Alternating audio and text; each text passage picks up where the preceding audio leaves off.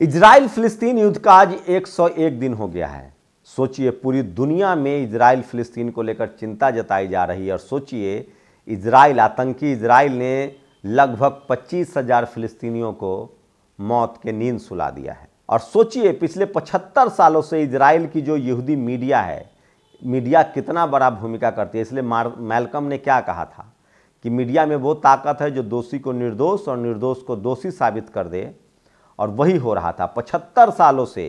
CNN, BBC जैसी यहूदी media जो गोरों की मीडिया है, वो मुसलमानों के खिलाफ है, वो काले लोगों के खिलाफ है, ब्लैक समाज के खिलाफ है। जैसे भारत की जातिवादी मीडिया यहाँ के 95% SC ST OBC किसानों के खिलाफ है, उसी तरह से गोरों की मीडिया ने इजराइल के पक्ष में कैंपेन चलाया और फिलिस्तीन को बदनाम किया। लेकिन सोशल मीडिया की वजह से इजराइल अब बदनाम हो चुका है और दुनिया जान चुकी है कि असली आतंकी इजराइल है और फिलिस्तीन पीड़ित है और फिलिस्तीन को आज़ादी देनी पड़ेगी। सोचिए, इंटरनेशनल जस्टिस कोर्ट में दक्षिण अफ्रीका जो ब्लैक समुदाय है, दर्द का रिश्ता है, मुस्लिम ब्लैक, जैसे भारत में SC ST OBC और किसानों को एक साथ आना चाहिए क्योंकि दर्द का रिश्ता, ये लोग पीड़ित हैं जातिवाद से, उसी तरह से धर्म के नाम पर फिलिस्तीन में मुसलमान पीड़ित है और रंग के आधार पर ब्लैक लोग पीड़ित हैं। तो दक्षिण अफ्रीका इंटरनेशनल जस्टिस कोर्ट में केस लड़ रहा है और फिलिस्तीन के लिए इजराइल के खिलाफ। और उसी तरह से सोचिए, इंग्लैंड और अमेरिका रंग के आधार पर, यहूदी हैं ये लोग, इन्होंने इजराइल की मदद करनी शुरू की है। लेकिन एक बड़ी जो खबर है, जो बड़ा बदलाव हुआ है 100 दिनों बाद, कि खाड़ी देश भी अब लगभग फिलिस्तीन के साथ खड़े हो गए हैं। इससे पहले वो कभी फिलिस्तीन के साथ खड़े नहीं होते थे। उनको लगता था कि कहीं उनको मुस्लिम होने का ठप्पा न लग जाए कि मुस्लिम एक हो गया। जैसे भारत के दलित पिछड़े आदिवासी नेताओं को बड़ा डर सताता रहता है कैरेक्टर असैसिनेशन का, कि हम एकजुट हो गए तो लोग कहें कि जाति की वजह से एकजुट हो गए। अरे, जिस आधार पर तुम पीड़ित हो उस आधार पर तो एकजुट होना ही पड़ेगा।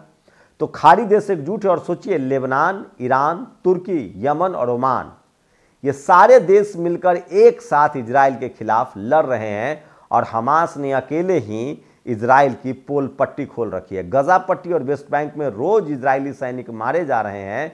और 101वें दिन की अपडेट दे रहा हूं मैं आपको। मध्य गजा पट्टी अल ब्यूरिज शिविर में IDF सैनिकों और वाहनों से अल कासम लड़ाकों की झड़प का दृश्य है। सोचिए, D9 सन बुलडोजर को निशाना बनाया और अल्लाह सबसे महान है और इसकी स्तुति करो, ब्यूरिज ब्रिगेड के सेनानियों ने यह हमला किया है। तो सोचिए किस तरह से लगातार इजराइल जो है वो मात खा रहा है। खान यूनिस, जोरात अल लूत, बातून अल समीन इलाकों में पैलेस्टाइन रेसिस्टेंस और IDF के बीच हिंसक झड़पें हुई हैं।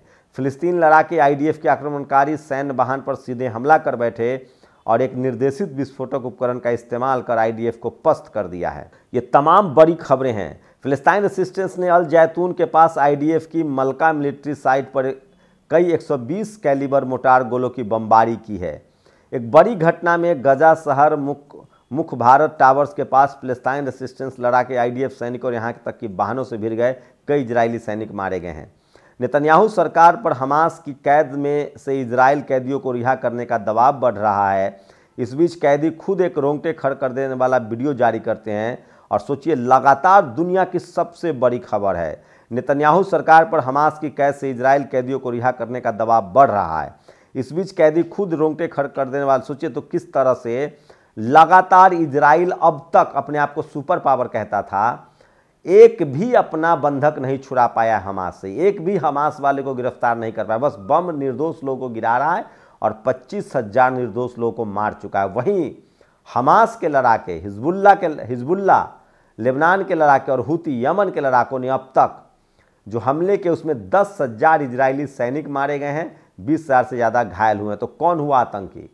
एक तरफ इजराइल के सैनिकों पर हमला हो रहा है और इजराइल निर्दोष लोगों को मार रहा है। कल बड़े धक्के खाने के बाद पैलेस्टाइन रेसिस्टेंस ने शहीदों को विदा किया। फिर अल खलील उत्तर में इजरायली कौमी तुजर बस्ती पर गोलीबारी करके बदला लिया है।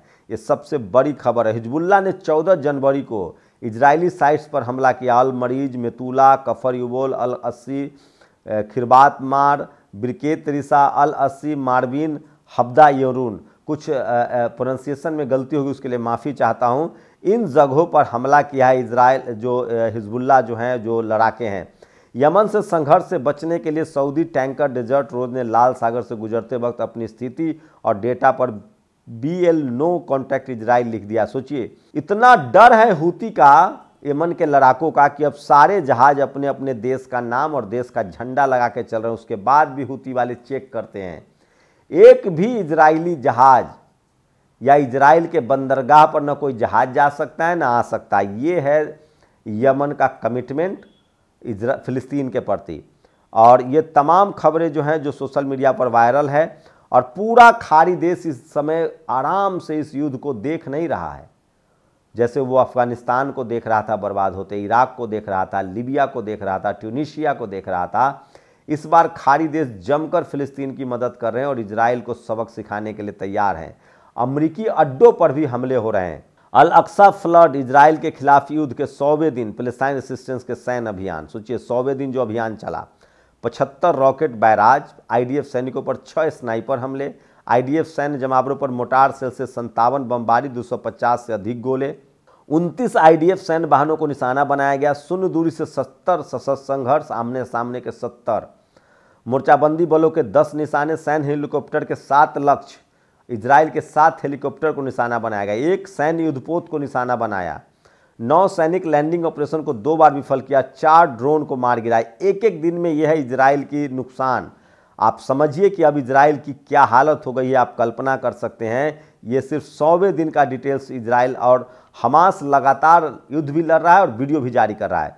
अल-कासम ब्रिगेड ने इजराइल के अशदोद इलाके पर रॉकेट से बमबारी की है। वीडियो की शुरुआत पेपर पर लिखा है, लड़ाई के 100 दिन, अशदोद आग की चपेट में और हमारे पास और भी बहुत कुछ है। तो सोचिए किस तरह से लगातार हमास के लड़ाके सोशल मीडिया का इस्तेमाल कर पूरी दुनिया को बता रहे हैं कि हम लड़ रहे हैं, युद्ध लड़ रहे हैं, और इजराइल बेकसूर लोगों को मार रहा है।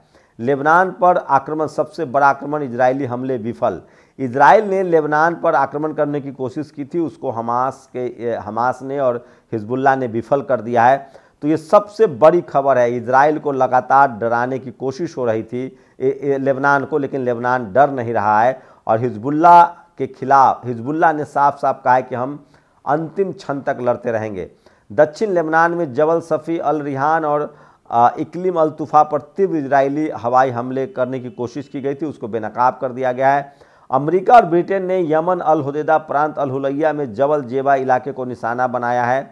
तो सोचिए अब इजराइल जो है वो कोशिश कर रहा है कि हिजबुल्लाह को इस युद्ध से हटाया जाए, उस पर हमले करने की कोशिश कर रहा है।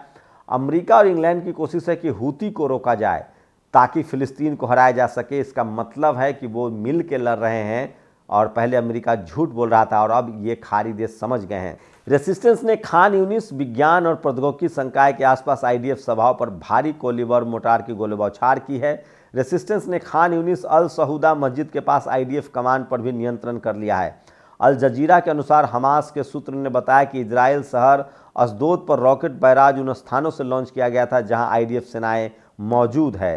तो सोचिए रेसिस्टेंस ने गजा और उत्तर के कई हिस्सों में IDF फील्ड कमांड मुख्यालय पर छोटी दूरी की मिसाइलों और मोटार गोलों से बमबारी की है। रेसिस्टेंस ने खान यूनिस स्ट्रीट 5 के पास कमांड और नियंत्रण स्थल पर 120 मिलीमीटर मोटार के गोलों से IDF वाहनों और सैनिकों की एक सभा पर बड़ा हमला किया है। अल-कासम ब्रिगेड ने मुकदमा M75 रॉकेट से अशदोद और किसूफुम इजरायली शहरों पर बमबारी की है। एक अन्य घटना में अल-कासम लड़ाकों ने खान यूनिस में IDF सेना पैदल बल को कार्मिक विरोधी गोली से निशाना बनाया है। तो ये साफ है कि अब ये युद्ध जो है वो इजराइल को भी चपेट में ले रहा है, और अब लेबनान के लड़ाके, हमास के लड़ाके, उनके पास हथियार पहुंच रहे हैं, चीन के बने, रूस के बने और नॉर्थ कोरिया के बने, और वो अब इजराइल पर भी हमला कर रहे हैं। इजरायली मीडिया ने हिजबुल्लाह द्वारा छोड़ी गई कोर्नेट मिसाइल से यूबेल सेटलमेंट में एक और निवासी के मारे जाने की पुष्टि की है। तो ये बड़ी खबर है। पैलेस्टाइन लड़ाके अरीह एन सुल्तान शिविर पर हमला करने वाली IDF फोर्स के खिलाफ लगातार जंग लड़ रहे हैं, और फिलिस्तीन प्रतिरोध ने गजा शहर के हवाई क्षेत्र में सतह से हवा मार करने वाली मिसाइल से इजराइल हार्मिस 900 विमान को निशाना बनाया है। तो अब फिलिस्तीन ने इजराइल के जहाज को भी निशाना बनाना शुरू कर दिया है। अल-कासम ब्रिगेड ने मध्य गजा AI बुरूजी शिविर में घुसपैठ कर रहे IDF बलों की सभा पर मोटारों से बमबारी की है। दक्षिण लेबनान से उत्तर इजराइल की बस्ती योबल की ओर हिजबुल्लाह द्वारा रॉकेट दागे गए। योबल का एक इजरायली निवासी मारा गया, 2 अन्य घायल हुए हैं। तो सोचिए जो अपने आप को इजराइल कहता था कि हमारे पास आयरन डोम रडार है अब उसके रडार को छेद रहा है मिसाइल और अब इजराइल पर भी हमले हैं। इजरायली अखबार हरचज ने बताया कि आईडीएफ ने लेबनान से इजराइल में आतंकवादी घुसपैठ की कोशिश को नाकाम कर दिया। अब खबर है कि इजरायली सेवा फार्म में घुसपैठ कर एक सेल के साथ सशस्त्र संघर्ष में 4 आईडीएफ सैनिक घायल हुए हैं। तो सोचिए, तमाम खबरें हैं और वहाँ का मीडिया अभी भी झूठ फैला रहा है, लेकिन अभी हमास जो है वो अपना वीडियो जारी करता है। तो ये सबसे बड़ा अपडेट दे रहा हूँ। गजा मध्यपट्टी में अल बुरेजी शिविर में प्रतिरोध और आईडीएफ के बीच भीषण संघर्ष हो रहा है और उत्तरी इजराइल के तेल और अन्य संसाधनों के केंद्र हफिया में भारी विस्फोट हुआ है। तो इजराइल के तमाम शहरों पर, जो खासकर जो सीमावर्ती शहरें हैं, वहाँ पर हमला हो रहा है। हिजबुल्लाह ने इजराइल के में एयर स्ट्राइक की है। हिजबुल्लाह ने लगातार एयर स्ट्राइक कर रहा है वो, और उसकी कोशिश है कि जो सीमावर्ती इलाका है, देखिए चारों तरफ से घिर गया इजराइल। और सोचिए कि सोशल मीडिया ने पूरा खेल पलट दिया और दुनिया के 153 देश इजराइल के खिलाफ और फिलिस्तीन के साथ हैं। और अब कम से कम 5 से 6 देश साफ साफ हिजबुल्लाह, हूथी, हमास, ओमान, ये सारे देश, तुर्की, ईरान, ये सब ने कमर कस ली है। और इस युद्ध में इजराइल देर सवेर हारेगा, क्योंकि वो जुल्म कर रहा है, आतंक मचा रहा है। और धीरे धीरे फिलिस्तीन के बारे में लोगों की राय बदल चुकी है कि फिलिस्तीन आतंकी नहीं बल्कि पीड़ित देश है। 100 दिनों के युद्ध के बाद ये साफ हो गया है कि हमास अब सरेंडर नहीं करेगा और फिलिस्तीन को आज़ादी से कम कुछ भी नहीं चाहिए। और अपने आप को सो कॉल्ड सुपर पावर कहने वाला इजराइल घुटनों पर है, बैकफुट पर है, और उसके दोस्त इंग्लैंड और अमेरिका भी मदद नहीं कर पा रहे हैं। शुक्रिया।